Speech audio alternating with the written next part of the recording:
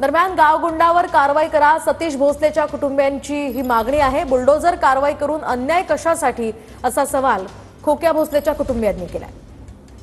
तर काल त्याच्या घरावर अनधिकृत म्हणून कारवाई करण्यात आली, त्याचं त्यानंतर घर सुद्धा जाळण्यात आलं होतं। चौकशी जी चालू होती सतीशवरती, तर मग ते आम्हाला मान्य होतं सर कायदेशीर, पण हे घरदार पाडलेत आणि हे बुलडोजरनी घरं पाडले। घरं पाडल्यानंतर मुलींवरती, लहान मुलीवरती अन्याय झाला।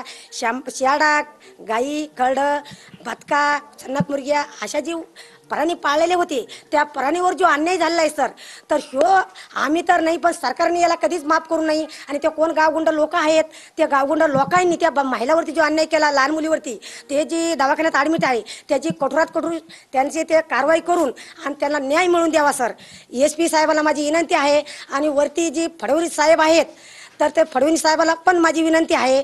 खूप चांगले होते ते, कधी वाईट काम केले नाही। आम्ही इथं सांगतो की कधीच वाईट काम केले नाही, आमच्या नजरेत कधीच वाईट दिसले नाही। ते का आम्हाला एवढाच भेव आहे की आमच्यावर पण हे कधी ना कधी होऊ शकतं काहीतरी। ते गुंडे जे आले होते गावगुंडे, फक्त त्यांना अटक करावा आणि आमची नम्र विनंती एवढीच आहे की आम्हाला न्याय